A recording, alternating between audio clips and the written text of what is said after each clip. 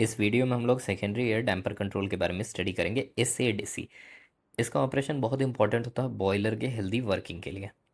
Boiler में fireball होता है और इस फायरबॉल को कंट्रोल करने के लिए साथ में टेम्परेचर पे भी इसका इफेक्ट आता है।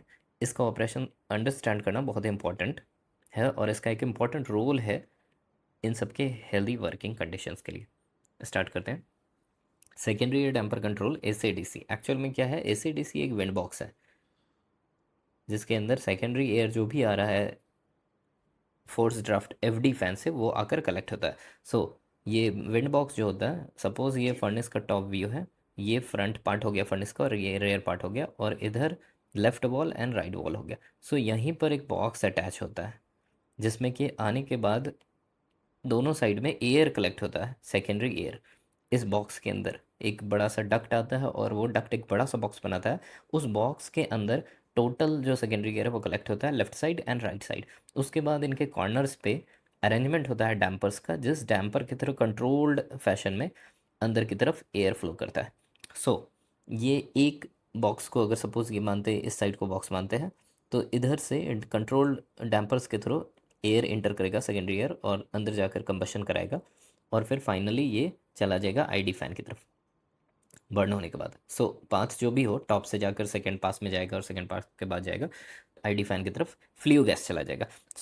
एसएडीसी अगर डिफाइन किया जाएगा तो वो क्या है? ये कंट्रोल डैम्पर्स है जो कंट्रोल करता है सेकेंडरी एयर को जो सप्लाई किया जा रहा है फर्नेस के अंदर। ना एक इंपॉर्टेंट क्वेश्चन ये है कि क्या ये अमाउंट को कंट्रोल करता है? अमाउंट ऑफ एयर जो है वो कंट्रोल करेगा directly fan, amount of air को ये कंट्रोल नहीं करेगा। ये डिस्ट्रीब्यूशन को कंट्रोल करेगा कि किस प्लेस पे क्या किस डिस्ट्रीब्यूशन का एयर जाना चाहिए। सपोज ये हमारा एलिवेशन है, लोएस्ट एलिवेशन है ए और टॉप एलिवेशन है जो सबसे ऊपर वाली मिल है उसका एलिवेशन हो गया। कोई सब एलिवेशन है, 8 मिल है, 10 मिल है, उसके अकॉर्डिंगली एलिवेशन डिफाइन किया जाता है। जो लोएस्ट एलिवेशन है उसमें कितना अमाउंट ऑफ एयर चाहिए और यहाँ पर कितना चाहिए। और सपोज बीच में कोई मिल नहीं चल रही है तो वहाँ पर कितने एयर की रिक्वायरमेंट है, और कहीं पे मिल चल रही है 50 टन पर आवर की हाइयर रेट में चल रही है तो वहाँ अमाउंट ऑफ एयर ज़्यादा चाहिए। किस जगह पे कितना अमाउंट ऑफ एयर चाहिए डिस्ट्रीब्यूट करता है ये। टोटल अमाउंट फिक्स रहेगा। सपोज टोटल अमाउंट एयर का 1000 टन पर आवर है, ये अमाउंट फिक्स रहेगा। ये अमाउंट एफडी फैन को उसका कमांड जा रहा है, एफडी फैन उसको सप्लाई कर देगा और ये विंड बॉक्स डैम्पर्स के थ्रू एलिवेशंस में अलग अलग अमाउंट ऑफ इसी 1000 टन पर आवर को डिस्ट्रीब्यूट करेगा कि किस अमाउंट में कितना, किस एलिवेशन में कितना अमाउंट ऑफ एयर सप्लाई करना है। ये कंट्रोल डैम्पर्स के थ्रू होता है। यहाँ क्लियर है ये पॉइंट कि अमाउंट को कंट्रोल नहीं करेगा, ये सिर्फ डिस्ट्रीब्यूशन को कंट्रोल करेगा। मेन पर्पस हो गया कि कंट्रोल करना डिस्ट्रीब्यूशन को इनसाइड द फर्नेस। क्यों करते हैं कंट्रोल? जहाँ पर ज़्यादा फ्यूल इंटर करा वहाँ पर ज़्यादा अमाउंट ऑफ एयर चाहिए होगा बर्न करने के लिए, और कहीं ऑयल सप्लाई अगर हमने किया है तो ऑयल को भी ज़्यादा एयर चाहिए तो वहाँ पर भी डैम्पर का पोजीशन इंक्रीज कराएंगे। इससे इंप्रूव होगा इफिशिएंसी, फर्नेस टेम्परेचर कंट्रोल किया जा सकता है, अनबर्न लॉसेस कम होगा और efficient combustion inside the furnace होगा। एसएडीसी का कंट्रोल फिलॉसफी क्या हुआ? विंड बॉक्स है, सपोज ये बॉक्स हो गया जहाँ पर आकर टोटल सेकेंडरी एयर कलेक्ट हो रहा है, इसको कहते हैं विंड बॉक्स। इसके अंदर कॉर्नर में ही डैम्पर्स, कंट्रोल डैम्पर्स फिक्स होता है दोनों साइड के कॉर्नर में। Front corner and rear corner, 1 2 3 and 4 corners होता है। नेक्स्ट स्लाइड में हम लोग देखेंगे टॉप व्यू जिसमें क्लियर हो जाएगा किस तरह से अरेंजमेंट होता है। पूरा जो एयर है वो सेकेंडरी एयर आकर विंड बॉक्स में कलेक्ट होता है और उसके बाद डैम्पर्स के थ्रू फर्नेस के अंदर कॉर्नर्स के साइड से जाना स्टार्ट करता है। कंट्रोल फिलॉसफी ये है कि जो विंड बॉक्स है इसमें जो प्रेशर आया है, जो एयर आकर यहाँ पर कलेक्ट हो रहा है उसका एक अपना प्रेशर होगा। सपोज स्पेसिफिक प्रेशर है इसका अभी करंटली 80 mm WC, और फर्नेस के अंदर हम लोगों को पता है नेगेटिव, स्लाइड नेगेटिव प्रेशर रहता है। सपोज मानते हैं अभी फर्नेस के अंदर प्रेशर है -10 mm, डीपी जो कहलाएगा डिफरेंशियल प्रेशर, जो इस एसएडीसी का मेन पर्पस है, मेन टारगेट है, वो हो गया 90 mm वाटर कॉलम। ये DP differential pressure between wind box and the inside furnace, इस डीपी को हम लोगों को मेंटेन करना है। ये डीपी ही वो पैरामीटर है जो कि ड्राइव करेगा एयर को इनसाइड। सपोज इस साइड है विंड बॉक्स और इधर है फर्नेस। फर्नेस के अंदर जो सेकेंडरी एयर है उसका एंट्री कब होगा? जब डीपी मेंटेन कराएंगे। डीपी अगर 0 हो जाएगा तो एयर इधर ही रह जाएगा, इनसाइड नहीं जाएगा, और ये कभी नहीं हो सकता बिकॉज एफडी फैन का अपना एक प्रेशर है, वो पुश कर रहा है एयर को इनसाइड द फर्नेस। और अगर डीपी हायर होगा तो वेलोसिटी के साथ एयर एंटर करेगा, हायर वेलोसिटी के साथ एंटर करेगा। डीपी लोअर होगा तो लोअर वेलोसिटी के साथ एयर एंटर करेगा। यहीं से इसका एक इम्पॉर्टेंट ऑपरेशनल एस्पेक्ट आता है कि अगर डीपी को मेंटेन हायर साइड करेंगे तो क्या इफेक्ट आएगा टेम्परेचर पे, फायरबॉल पे, और किस तरह से बिहेवियर चेंज होगा। और डीपी को लोअर साइड अगर मेंटेन करेंगे तो क्या इफेक्ट आएगा, ये ऑपरेशन पार्ट में हम लोग देखेंगे। बट ये इंपॉर्टेंट है कि कंट्रोल फिलोसफी इसका डीपी डिफरेंशियल प्रेशर के अकॉर्डिंग चलता है। सो हम लोगों को इसमें कमांड जो देना है वो डीपी का कमांड देना है। डीपी का कमांड देने से डैम्पर्स का पोजीशन चेंज करेगा। डैम्पर का पोजीशन चेंज करने के कारण डीपी भी रेगुलेट किया जा सकता है। सपोज सारे डैम्पर्स को अगर बंद कर देते हैं, सारे डैम्पर को बंद करने का इफेक्ट ये आएगा कि फर्नेस के अंदर जो भी प्रेशर है वो अपना सेपरेट हो जाएगा, और बाहर जो एफडी फैन है जो एयर को पुश करना चाह रहा है अंदर की तरफ, उसका जो मैक्सिमम है वो आ जाएगा। सो डीपी हायर हो जाएगा। सो अगर डैम्पर्स को स्लाइटली ओपन करते हैं उस केस में डीपी हायर मेंटेन करेगा, और डैम्पर्स को फुल्ली ओपन कर देते हैं उस केस में डीपी लोअर मेंटेन करेगा। सो डीपी हम लोग कंट्रोल कर सकते हैं with the help of position of the dampers. Now इसकी इंपॉर्टेंट बात यह है कि यहाँ पर जो एसएडीसी होता है, सेकेंड ईयर डैम्पर कंट्रोल, इसको हम लोग ऑटो में कमांड देकर चलाते हैं। ऑटो में ये खुद ही डीपी का हम लोग इनपुट करते हैं वैल्यू। सपोज डीपी का वैल्यू इनपुट किया 100 वाटर कॉलम। नो, ये ऑटो में कमांड जनरेट करता है डैम्पर्स के लिए, और उसको उस अमाउंट से ऑपरेट कर देता है। अगर डीपी 100 मेंटेन होगा तो उसी अमाउंट पे रखेगा, उसी पोजीशन पे रखेगा डैम्पर्स को। अगर डीपी लेस देन 100 होगा तो डैम्पर्स को थोड़ा क्लोज करेगा, और डीपी अगर ग्रेटर होगा तो डैम्पर्स को ओपन करेगा। ये रेगुलेट करता है फीडबैक के थ्रू, और डीपी को हमेशा मेंटेन करने का ट्राई करता है। सो एसएडीसी जनरल केसेस में हमारे यूनिट में ऑटो में फिक्स किया रहेगा। यहाँ पर एसएडीसी का अरेंजमेंट दिखाया गया, वर्टिकल अरेंजमेंट दिखाया गया। सो जो जितने भी मिल्स होते हैं, मिल के अकॉर्डिंग एलिवेशन डिफाइन होता है। सपोज 8 मिल्स है तो ए से एच तक की मिल है। यहाँ पर लोअर एलिवेशन को ए मार्क किया गया है। उसके बाद ये कोल मिल का एलिवेशन है ए, उसके बाद ऑक्सिलरी डैम्पर का एलिवेशन ए बी है, फिर कोल मिल आएगा, फिर बी सी आएगा, और सी डी, इस तरह से मार्किंग है। सो सबसे पहला जो डैम्पर होगा वो ए डैम्पर होगा। ये एक ऑक्सिलरी डैम्पर है जहाँ पर कोल मिल के ए के जस्ट नीचे वाला ये डैम्पर है, और ए कोल मिल में एक डैम्पर दिया गया है जो कि सपोर्ट करेगा जो कोल की फायरिंग हो रही है उसको। फिर ए बी एलिवेशन है, ये ऑक्सिलरी डैम्पर है। नो, ए बी एलिवेशन एक इंपॉर्टेंट डैम्पर है, ये ऑक्सिलरी डैम्पर भी है, प्लस यहाँ पर ऑयल गन का सेटअप भी है। सो कभी अगर ऑयल गन फायर करेंगे तो ये ऑयल डैम्पर की जैसा बिहेव करेगा, और जब ऑयल गन नहीं है सर्विस में तो ये ऑक्सिलरी डैम्पर जैसा बिहेव करेगा। अब ये अलग अलग डैम्पर्स के जो नाम दिए गए वो किस तरह से हैं। सपोज ए मिल है, ए मिल का डैम्पर अगर ओपन होगा तो जो ए मिल से कोल फायरिंग हो रही है उसको सपोर्ट करने के लिए यहाँ पर एयर एंटर करेगा। इस कोल की जो फायरिंग हो रही है उसको सपोर्ट करने के लिए दो और ऑक्सिलरी डैम्पर्स है ऊपर और नीचे, A and A B elevations के। सो ए से भी a part of air enter करेगा, और ए बी से भी पार्ट करेगा, और ए से भी एंटर करेगा ना। इन तीनों को जाकर कोल मिल ए का कोल को बर्न करना है। सो कोल मिल ए से जो अमाउंट ऑफ एयर जाएगा वो डिपेंड करेगा अमाउंट ऑफ कोल पे, कोल फायरिंग पे। कोल फायरिंग रेट क्या है, सपोज अगर कोल मिल ए सर्विस में नहीं है तो कोल फायरिंग रेट होगा ज़ीरो, और ये जो ए डैम्पर है इसकी पोजीशन भी हो जाएगी ज़ीरो। सो इस डैम्पर से कोई भी एयर एंटर नहीं करेगा क्योंकि इस डैम्पर के पास कोल फायरिंग नहीं है, यहाँ पर एयर का डिस्ट्रीब्यूशन नहीं चाहिए होगा। ना, अगर ए मिल सर्विस में है तो उसके नीचे का जो ऑक्सिलरी डैम्पर है और उसके ऊपर का जो ऑक्सिलरी डैम्पर है ये दोनों भी ओपन होगा, पार्सली ओपन होगा, और ये ओपन किस पोजीशन में होगा, इसका पोजीशन इस तरह से होगा कि ये डीपी को मेंटेन कर पाए। डीपी कमांड जो 100 या 80 वाटर कॉलम हम लोगों ने दे रखा है उसको मेंटेन कराने के अकॉर्डिंग ये ओपन होगा। सो ऑक्सिलरी डैम्पर जो है वो ओपन होता है according to DP command given, और जो कोल मिल का डैम्पर है वो ओपन होता है according to coal rate of firing. और in case A B elevation में क्योंकि ऑयल गन भी है सेटअप, अगर ऑयल गन को हम लोगों ने सर्विस में लिया, फायरवॉल ख़राब हो रहा है, फ्लेम ख़राब हो रहा है, उस टाइम में ऑयल गन को सर्विस में लेते हैं। ऑयल गन जैसे सर्विस में लेंगे तो ऑयल गन को भी सपोर्ट के लिए ज़्यादा एयर चाहिए। सो बाय लॉजिक 60% डैम्पर ओपन हो जाएगा जैसे ही ऑयल गन सर्विस में आएगा। सो हमारे पास 3 कैटेगरी का डैम्पर्स हैं जो विंड बॉक्स के अंदर कॉर्नर्स पे अरेंज्ड होता है।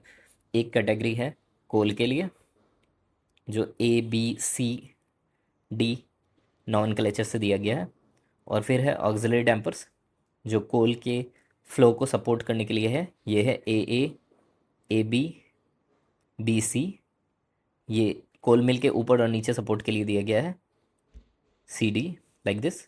और है फिर ऑयल डैम्पर्स। ऑयल डैम्पर्स जिसमें ऑयल गन का सेटअप है, ये है A B, C D, E F, इस तरह से अरेंज किया गया ना। ऑयल डैम्पर जो है वो ऑक्सिलरी डैम्पर भी होता है। जब ऑयल गन सर्विस में आएगा तो वो ऑयल डैम्पर जैसा बिहेव करेगा, और जब ऑयल गन सर्विस में नहीं रहेगा तो वो ऑक्सिलरी डैम्पर जैसा बिहेव करेगा।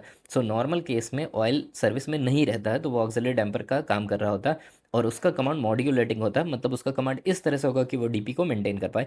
और ऑयल गन जैसे ही सर्विस में आएगा उसका कमांड कुछ भी रहे, 30%, 40%, वो चेंज होके ऑटोमेटिकली 60% पे आके होल्ड करेगा, ताकि वो ऑयल गन को सपोर्ट कर पाए। यहाँ पर टॉप व्यू दिखाया गया S A D C arrangement का, जहाँ पर सेकेंडरी एयर कलेक्ट हो रहा है। सो टॉप व्यू अगर देखेंगे तो ये फ्रंट वॉल है जो कंट्रोल रूम के सामने पड़ता है, और ये रियर वॉल है जो चिमनी, आईडी फैन और चिमनी के बैक साइड से पड़ेगा। और ये फ्रंट के सामने जो पहला कॉर्नर है वो है लेफ्ट साइड में, कॉर्नर 1, 2, 3 एंड 4। सो ये नॉमेनक्लेचर हो गया टॉप व्यू से। अगर बॉलर को देख रहे हैं फर्स्ट पास को, तो ना इसमें यहाँ पर बॉक्स है हमारा विंड बॉक्स। सपोज ये है विंड बॉक्स लेफ्ट साइड का, और ये राइट साइड का विंड बॉक्स है। जो भी एयर आ रहा है वो डक्ट के थ्रू यहाँ आकर कलेक्ट हो रहा है सेकेंडरी एयर से। कलेक्ट होने के बाद कॉर्नर्स पे यहाँ पर स्लॉटिंग की हुई है, जो डैम्पर्स लगा हुआ है एलिवेशन वाइज। वर्टिकल डैम्पर्स ऐसे लगा रहेगा लोअर एलिवेशन से अपर एलिवेशन तक ना। इसी डैम्पर्स में, इसी वर्टिकल डैम्पर के अरेंजमेंट में बहुत सारे डैम्पर्स लगे हैं, हर एलिवेशन के लिए अलग अलग, हर कोल एलिवेशन के लिए अलग अलग, हर ऑक्सिलरी एलिवेशंस के लिए अलग अलग। वो डैम्पर ऑपरेट हो रहा है और एयर का एंट्री कर रहा है, अलग अलग एलिवेशन में डिस्ट्रीब्यूट करते हुए टोटल अमाउंट ऑफ एयर जो भी सप्लाई किया जा रहा है सेकेंडरी एयर फैन के थ्रू ना। ये इंटर जब करेगा तो डीपी के अकॉर्डिंगली ये अपना वेलोसिटी गेन करेगा। डीपी अगर हाई रहेगा तो वेलोसिटी ज़्यादा होगी, डीपी लोअर रहेगा तो लेस वेलोसिटी से एंटर करेगा। एंटर करने के बाद ये इस तरह से जाएगा और सेंटर में फायरवॉल है। सो ये टेंजेंशियल फायरवॉल फॉर्म करेगा। नो, फायरवॉल का अपना एक डायमीटर होगा और एक हाइट होगा। सो फायरबॉल जो है वो ऑलमोस्ट सिलेंड्रिकल शेप का होगा, और अगर हम लोग डीपी इंक्रीज कराएंगे तो और हायर वेलोसिटी से एंटर करेगा, तो फायरबॉल का डायमीटर श्रिंक करेगा और हाइट इंक्रीज करेगा। सो ये ऑपरेशनल पैरामीटर को अफेक्ट करेगा। डीपी के अकॉर्डिंग फायरबॉल का शेप एंड साइज चेंज करता है, और फायरबॉल का अगर शेप एंड साइज चेंज करता है तो वो टेम्परेचर को और अदर ऑपरेशनल पैरामीटर्स को बॉयलर के इनसाइड इन्फ्लुएंस करेगा। नो, सेकेंडरी एयर फ्लो का डिजिटल स्केच है, देख सकते हैं यहाँ पर एफडी फैन है। एफडी फैन दो एफडी फैन लगा हुआ। ये एटमॉस्फेयर से एयर लेने के बाद डक्ट के थ्रू आगे की तरफ भेजता है। ये इक्वलाइजिंग लाइन है। डक्ट की तरफ भेजने के बाद ये पहले steam coil air pre heater से पास करता है या उसको बाईपास करके चला जाता है, और फिर मेन एयर हीटर से पास करता है। एयर हीटर से पास करने के बाद एयर हीटिंग होती है, और दोनों साइड डक्ट से जाने के बाद ये विंड बॉक्स में चला जाता है, left and right side. Equalizing line बीच में है, सो एक एफडी फैन रहने से भी दोनों साइड में एयर फ्लो होगा। सो ये विंड बॉक्स में यहाँ पर आकर कलेक्ट हो गया। विंड बॉक्स में कलेक्ट होने के बाद ही ये फर्नेस में डैम्पर्स के थ्रू इंटर कर रहा है, कंट्रोल डिस्ट्रीब्यूशन के साथ फर्नेस के अंदर एंट्री कर रहा है। सो जो डीपी है उसका मेन रीज़न क्या है, जो डिफरेंशियल प्रेशर आ रहा है 100 mm, 10 mm, 100 mm, 80 mm, जो भी डिफरेंशियल प्रेशर आ रहा है उसका मेन रीज़न एफडी फैन है। एफडी फैन ड्राइविंग फोर्स है यहाँ पर। एफडी फैन के ड्राइविंग फोर्स के कारण ही यहाँ पर डीपी डिफरेंशियल प्रेशर क्रिएट हो रहा है, और दूसरे साइड में आईडी फैन है जो कि फर्नेस से फ्लू गैस को शक कर रहा है। सो डिफरेंशियल प्रेशर का मेन रीज़न क्या हो गया, एक एफडी फैन हो गया जिसके कारण विंड बॉक्स में प्रेशर है, और एक आईडी फैन हो गया जिसके कारण फर्नेस में नेगेटिव प्रेशर है। और इन दोनों को हम लोग अगर ऐड करेंगे तो वो डिफरेंशियल प्रेशर होगा, जो विंड बॉक्स का प्रेशर और जो फर्नेस के अंदर प्रेशर है उसके डिफरेंस को ऐड करना होगा। बीच में डक्ट लॉसेस होते हैं। इस स्लाइड में इमेज दिखाया गया डैम्पर्स का, किस तरह से डैम्पर्स ऑपरेट किया जा सकता है। सो डैम्पर कॉर्नर्स में लगा होता है, वर्टिकल अरेंजमेंट होता है, सारे एलिवेशंस के लिए अलग अलग डैम्पर इस तरह से वर्टिकली अरेंज्ड होता है। यहाँ पर देखा गया ये वाला डैम्पर अभी फुली क्लोज्ड है। सो फुली क्लोज सिचुएशन में यहाँ पर देख सकते हैं, और ये डैम्पर फुली ओपन सिचुएशन है। सो पूरा गैप मिल रहा है यहाँ पर एयर फ्लो का इनसाइड जाने के लिए, और ये पार्सली ओपन कंडीशन में है। सो यहाँ पर controlled amount of air inter कर सकता है। ये 3 डिफरेंट पोजीशंस दिखाए गए डैम्पर्स के। ये सपोज ऐसा कोल मिल का डैम्पर है जो अभी सर्विस में नहीं है, सो वहाँ पर एयर नहीं चाहिए, तो फुल्ली क्लोज डैम्पर यहाँ पे दिख रहा है। ये इस तरह का अरेंजमेंट है जहाँ पर ऑयल गन सप्लाई हो रहा है या फिर कहीं पर ज़्यादा ज़रूरत है एयर की, तो ये फुल्ली ओपन कंडीशन में है। और ये वाला पार्ट है जिसमें कि पार्सली ओपन पोजीशन में डैम्पर्स है। ये जो इमेज है, ये इमेज नॉर्मल ओवरहॉलिंग के टाइम की होती है। विंड बॉक्स में नॉर्मल केसेस में हम लोग इंटर नहीं कर सकते, क्योंकि विंड बॉक्स में हाई प्रेशर एफडी फैन का high flow and high pressure air होता है, सो विंड बॉक्स को कभी भी ओपन नहीं किया जा सकता रनिंग कंडीशन में। ओवरहॉलिंग के पीरियड में या फिर जब शट डाउन केसेस है उस वक्त विंड बॉक्स को ओपन करते हैं, अंदर जाकर डैम्पर्स के पोजीशंस को चेक करते हैं और साथ में ऑपरेशन चेक करते हैं कि डैम्पर फुल्ली ओपन और क्लोज हो पा रहा है या नहीं। ये स्लाइड बहुत ही इंपॉर्टेंट है ऑपरेशन इंजीनियर्स के लिए। इस स्लाइड में डीसीएस पेज दिखाया गया है, स्केच दिखाया गया है एसएडीसी का। सेकेंडरी डैम्पर कंट्रोल को कैसे ऑपरेट किया जाता है वो दिखाया गया। यहाँ पर देख सकते हैं DPT1 and 2 दिया गया है। ये डीपी है, फर्नेस और विंड बॉक्स के बीच का जो है वो एक्चुअल वैल्यू जो कैलकुलेट होकर ट्रांसमीटर के थ्रू आ रहा है वो यहाँ पर दिखाया गया। जो ट्रांसमीटर रीड कर रहा है वहाँ पर 80 mm वाटर कॉलम अभी मेंटेन कर रहा है लेफ्ट एंड राइट साइड ना। उसके बाद ये देखेंगे ये सेट पॉइंट है जो हम लोग अपने तरफ से इनपुट कर रहे हैं, तो इस पर क्लिक करेंगे तो यहाँ पर सेट पॉइंट का पैनल खुलेगा और उसके थ्रू ये जो सेट पॉइंट है वो इनपुट कर सकते हैं। एक्चुअल में ये सेट पॉइंट ऑटोमेटिकली कैलकुलेट करता है। लोड वर्सेस टीपी का एक कर्व होता है, load boiler load versus TP का। सो बॉयलर लोड वर्सेस टीपी का जब कर्व देखेंगे तो वो लीनियर होता है, उसके बाद वो फ्लैट हो जाता है। 60% जब लोडिंग हो जाता है बॉयलर का तो ऑटोमेटिकली 100 DP मेंटेन करने का कमांड जनरेट होता है ऑटो सिस्टम को। सो 60% बॉयलर लोड से अगर एवं बॉयलर चल रहा है तो 100 वाटर कॉलम मेंटेन करने के लिए डीपी का कमांड जनरेट होता है 500 मेगावाट यूनिट के लिए। यहाँ पर देख सकते हैं अभी बॉयलर लोड कैलकुलेट कर रहा है, ये बॉयलर लोड 95% है। 95% होने का मतलब कि यूनिट हमारा ऑलमोस्ट फुल लोड कंडीशन में चल रहा है ना। इस केस के लिए ये डीपी कैलकुलेट करेगा उस ग्राफ के थ्रू या फिर जो इनसाइड लॉजिक में कैलकुलेटर डाला उसके थ्रू कि 100 वाटर कॉलम डीपी हम लोगों को मेंटेन करना। बट किसी भी रीज़न के कारण हमारा फायरवॉल अच्छा नहीं है या फिर हमें टेम्परेचर कम मेंटेन कराना है, उन सारे रीजंस के कारण हम लोग इस डीपी के कमांड को थोड़ा इंक्रीज या डिक्रीज करा सकते हैं। सो हमारे पास ऑप्शन रहता है कि +20 से -20 तक इसको इंक्रीज और डिक्रीज करा सकते हैं, चेंज कर सकते हैं थ्रू बाइसिंग। ये बाइसिंग हम लोगों को प्रोवाइड किया गया है इस पेज में। यहाँ पर देख सकते हैं बाइसिंग टेम्पलेट पे जब क्लिक करेंगे यहाँ पर बाइसिंग ओपन होगा। नो बाइसिंग हम लोगों ने यहाँ अभी इस कंडीशन में ओपन करके -20 दिया है। बॉयलर लोड क्योंकि 95% है, 60% से एवब होगा तो 100 का वाटर कॉलम का कमांड जनरेट हो रहा था, -20 कर दिया हम लोगों ने बाइसिंग। सो अब जो नॉर्मल सेट पॉइंट निकल के रहेगा ऑटो कंडीशन में वो 80 वाटर कॉलम निकल के आएगा। सो ये विंड बॉक्स डीपी जो सेट हो गया वो 80 हुआ। 80 को मेंटेन करने के लिए ऑक्सिलरी डैम्पर मॉड्यूलेट होगा। जितने भी ऑक्सिलरी डैम्पर है जिसके कंसेक्यूटिव कोल मिल सर्विस में है वो सारे को एक कॉमन कमांड जनरेट होगा और वो कमांड चला जाएगा, वो उस हिसाब से मॉड्यूलेट करेगा।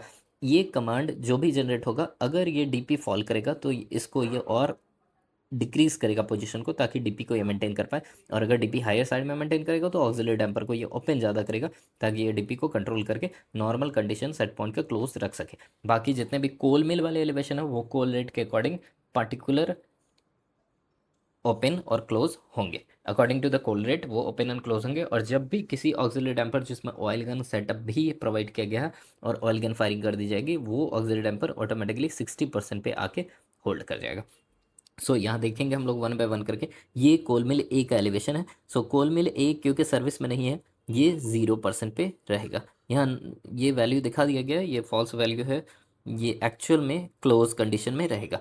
अभी कोल मिल सी सर्विस में है। कोल मिल सी के कोल रेट के अकॉर्डिंग यहाँ पर डैम्पर का पोजीशन होगा। सो 34% है डैम्पर का पोजीशन ये कोल मिल सी में जितना भी रेट है उसके हिसाब से। और देख सकते हैं कि कोल मिल ई का पोजीशन है 36%। इसका मतलब ये एस्टिमेट किया जा सकता है कि कोल मिल सी से फीडिंग रेट कोल मिल ई में मोर है और वहाँ पर ज़्यादा एयर चाहिए इसलिए डैम्पर का पोजीशन वहाँ पर ज़्यादा है। सो कोल मिल का जितना भी एलिवेशन है उसके जो पोजीशंस है वो according to coal rate open होंगे। FG these are opening according to, ये सारे कोल मिल के रेट के अकॉर्डिंग ओपन हो रहे। नो ऑक्सिलरी डैम्पर जो कोल मिल के ऊपर और नीचे वाला डैम्पर उसको ऑक्सिलरी डैम्पर कहते हैं, और अगर ऑयल गन है तो उसको ऑयल डैम्पर्स भी कह सकते हैं। सो ये ए बी एलिवेशन है, ये एक ऑयल डैम्पर भी है और ऑक्सिलरी डैम्पर भी है। अभी ऑयल गन सर्विस में नहीं है सो ये ऑक्सिलरी डैम्पर जैसा बिहेव करेगा, ऑक्सिलरी डैम्पर जैसा बिहेव करेगा। बट क्योंकि मिल ए और बी सर्विस में नहीं है तो ये भी क्लोज रहेगा, 0% पे रहेगा। नाउ सी मिल सर्विस में है सो इसके नीचे वाला ऑक्सिलरी डैम्पर BC है और CD है। ये दोनों ऑक्सिलरी डैम्पर मॉड्यूलेट करेगा और मॉड्यूलेट करके ये जो कमांड जनरेट करे डीपी मेंटेन करेंगे उसकी वैल्यू को फॉलो करेगा। सो देख सकते हैं 42.4%, 42.4%। क्योंकि सी मिल सर्विस में है तो उसके नीचे और ऊपर वाला जो ऑक्सिलरी डैम्पर है वो मॉड्यूलेटिंग कमांड को फॉलो करेगा जो जनरेट कर रहा है ये डीपी मेंटेन कराने के लिए SADC ऑटोमेटिक। ना डी मिल सर्विस में है, सो उसके नीचे वाला और ऊपर वाला मिल भी मॉड्यूलेटिंग कंडीशन में रहेगा ना। ये देख सकते हैं कि मॉड्यूलेटिंग कंडीशन में क्यों नहीं है, 50% ये क्यों जनरेट कर रहा है कमांड, इसको होना तो 42% चाहिए। तो जब यहाँ ध्यान से देखेंगे तो डी ई एलिवेशन में हम लोगों ने बाइसिंग ऐड किया है 8% का, सो ये 42% नॉर्मल केस में होना चाहिए, +8 हो जा रहा, और ये 50.4% का कमांड जनरेट करा। सो हम लोग अगर चाहेंगे तो हर डैम्पर्स को, जो ऑक्सिलरी डैम्पर है जो मॉड्यूलेटिंग फॉलो करना चाहिए था, उसको भी चेंज करा सकते हैं। यहाँ पर उसके लिए ऑप्शन दे रखा है बाइसिंग का। सो सपोज हमें ये फील हो रहा है कि डी ई एलिवेशन के पास फायरबॉल या फ्लेम डिस्टर्ब है, उस केस में हम लोगों को वहाँ पर एयर सप्लाई थोड़ा अगर बढ़ाने का नीड होगा, तो हम लोग इसको मॉड्यूलेटिंग कमांड को इंक्रीज या डिक्रीज बाइसिंग के थ्रू कर सकते हैं ऑटो कंडीशन में रहने के बाद भी। ना यहाँ पर ये डैम्पर्स दिख रहा है, overhead dampers, lower over fire damper और अपर ओवर फायर डैम्पर, ये डैम्पर्स प्रोवाइड किया गया है। टॉप मिल है उसके ऊपर का डैम्पर है, ये कंट्रोल कर सकता है टेम्परेचर को। ओपन करने से एयर फ्लो ऊपर के साइड में इंक्रीज करेगा, और ऊपर से एयर फ्लो जब इंक्रीज करेगा तो हीट ट्रांसफर रेट को डिस्ट्रीब्यूट कर सकता है। ये है बोफा, ये डैम्पर्स काफ़ी हायर एलिवेशन में है। सो एक डक्ट विंड बॉक्स से निकल के ऊपर की तरफ आता है, और वो डक्ट में ये 4 डैम्पर्स हायर एलिवेशन के साइड दिया गया है। इससे हायर हायर एलिवेशन में एयर फ्लो को इंक्रीज कराया जा सकता है, जिस कारण से फायरबॉल का जो टेम्परेचर है वो डिस्ट्रीब्यूशन कंट्रोल होगा, और इसके कारण नॉक्स फॉर्मेशन डिक्रीज किया जा सकता है। मेन पर्पस जो बोफा का है वो नॉक्स के फॉर्मेशन को कंट्रोल करना है बाय डिक्रीजिंग द टेम्परेचर, क्योंकि टेम्परेचर हाई रहेगा तो N2 जो एयर में प्रेजेंट है वो ब्रेक डाउन करके नॉक्स बना सकता है, और उसको कंट्रोल करने के लिए और हायर एलिवेशन के टेम्परेचर को कंट्रोल करने के लिए बोफा को प्रोवाइड किया गया। सो यहाँ नॉर्मल केसेस में बोफा ओपन नहीं रहता, बट हायर और फुल लोड की कंडीशन में धीरे धीरे करके बोफा ओपन होने लगता है, ताकि वो टेम्परेचर को कंट्रोल कर सके, हायर साइड एलिवेशन को, नॉक्स के फॉर्मेशन को रिड्यूस कर सके। यहाँ पे बर्नर टिल्ट के बारे में देखा गया, चारों कॉर्नर पे बर्नर टिल्ट है। बर्नर टिल्ट एक सेपरेट टॉपिक है, उसे किसी और वीडियो में हम लोग कवर करेंगे। ये फिलॉसफी दिखा रहा है कि एसएडीसी किस तरह से टेम्परेचर और फायरवॉल को अफेक्ट करता है। सो सपोज ये डीपी लेस है, डीपी अगर लोअर साइड में मेंटेन हो रहा है, अगर लो साइड में डीपी मेंटेन हो रहा है, तो एयर का जो वेलोसिटी है वो स्लो होगा, कंपेरेटिवली लो वेलोसिटी में एयर एंटर करेगा फर्नेस के अंदर, और जो फायरवॉल का डायमीटर है वो ज़्यादा बिगर होगा और हाइट रिड्यूस कर जाएगा। सो हैंगिंग कॉयल से फायरबॉल थोड़ा ज़्यादा फार्दर अवे होगा। इस केस में जो सुपर हीटर का टेम्परेचर है, एसएच टेम्परेचर, वो थोड़ा लोअर मेंटेन करेगा।